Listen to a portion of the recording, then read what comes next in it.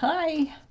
Okay, today we're going to talk about fingerless mitts. Fingerless mitts are a little bit easier than regular mittens that close at the top, and they're way much easier than gloves. So we're going to start with something easy. If you're a beginning knitter, we're going to just work on a plain pair of fingerless mitts.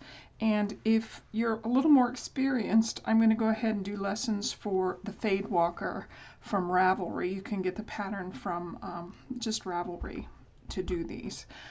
They're very easy. There's just a few stitches that we'll show you how to do, and we'll also talk about how to put your thumb in. So if you're a beginner, I'm going to go ahead and keep using the little blue monkey, and if you're experienced, we'll just go ahead and use the other picture. That way you'll know which one's which. But before we get started knitting, we'll do that in our next lesson. I'm going to tell you what you need, and I'm going to tell you some of the different parts of a mitten. Let's put the more advanced one away because it's pretty much the same as the beginner. What you'll need is you'll need a yarn. For the beginners, you're going to need a Brava. This is KnitPics Brava, and it's a worsted. It's a thicker yarn, and it's fairly heavy. You're going to need, oh gosh, I don't remember what size needle. It might have been a size 6 millimeter. I will put it down in the description just so you can find it.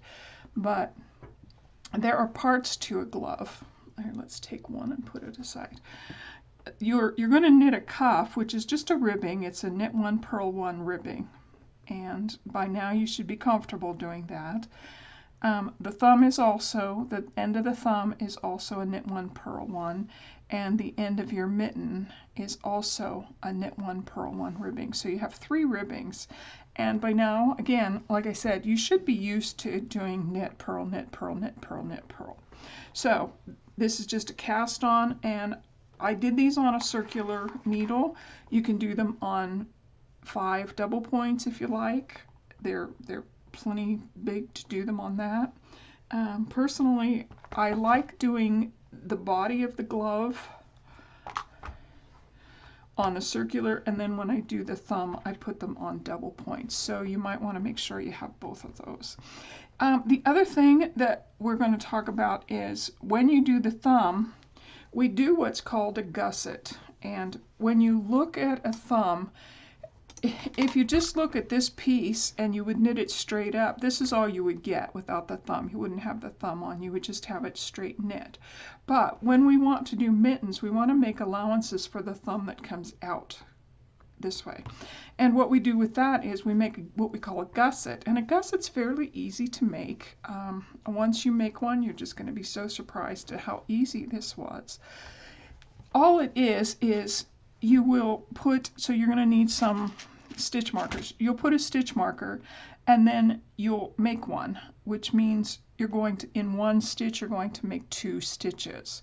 And then you're going to knit and do the same thing at the other side. So you're going to have 2 stitch markers, or 1 stitch marker at the beginning and then the end of your round at the end. So we'll discuss that as we get busy knitting. And then as we go up, we make this so big it just keeps adding until it gets to the top, and then we just knit around in a circle. So until we get to here, from here to here, you can actually do that on your circular needles if you're using them. Once you get into this small bit that you have to do for the thumb, that's really a little bit hard to do on circulars. I have done it on circulars. It's a little bit easier if you do it on 3 or 4 double points. If you put them on 3 and then knit with your 4th, or put them on 4 and knit with your 5th. So we'll discuss that as we go along too. The same thing with the more advanced. We do a different little kind of gusset. You can see this gusset is hardly showable at all. This one is more pronounced. And so we will discuss how we will get those different stitches as we go along and do these. This is not going to be a very long video. I just want to introduce you to the things that you're going to need to go ahead and make these. And in our next video, I'm going to go ahead and show you how to get started on these. I will put links down in the bottom where you can find the patterns for both of these. They're Ravelry patterns. They're very easy to find and they're free. So we will do that.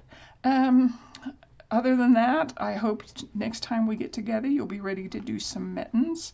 And I'm probably not going to knit another pair of these basic ones, but I will show you with my waste yarn that I have from another project how to do the different stitches and how to do things in here. I will be making these, and I will be making them in a very different fades as we go up, and they start very dark. And because they are so dark, I won't be able to show you on my work how I'm doing it because you won't be able to see the stitches, but again, I have a couple different yarns so that I will use a different yarn and I will show you how to do the stitches with a regular, bigger, lighter colored yarn. So make sure you get what you want. For the more advanced, KnitPics or WeCrochet.com has beautiful fade colors, and it's Stroll Tonal Minis, and they come with 5 separate. Let me show you what I'm using for mine. It's the Stroll Mini Pack fingering weight, and this one's in Sunset, what I choose. So I'm going to start with the darker ones and work my way up. But they are smaller than a regular 100 gram. You get 100 grams total in this package, so each of these is 20 grams. It's enough to do a set of Fadewalker mittens. And like I said, I will start with I'm actually starting with the dark color, and then I'll move into the lighter purple, and then I'll move into the red and purple, then into the red, and then finish off with the yellow. So this is something that you might want to look at. Both KnitPics, I don't know if you can see that, both KnitPics and WeCrochet have these. The difference is with KnitPics, you have to do an order of $65 or more to get free shipping. With WeCrochet, I think it's $45 you have to order, and then you get free shipping. So if you're not going to order a lot of yarn, you might want to go with the WeCrochet. They have different colors. They have blues and greens, and they have lots of different colors, but I just thought this was pretty. And I also made the ruby hat from Ravelry.com, and it has pretty much all these colors in it. So I will show you that as we get going along so that you can kind of see what we've done. Okay, this has been a very short video. I hope that you'll join me, both beginners and advanced people with knitting, so that we can go ahead and make these together. If you're a beginner, start with these ones. If you're more advanced and know the basic stitches, I will show you the different stitches that go into making the Fadewalker. Okay, thanks for stopping. I will put links down in the bottom where you can find your patterns, where you can find your yarn, and the needles that you need. Okay, I'll talk to you next time. Bye-bye.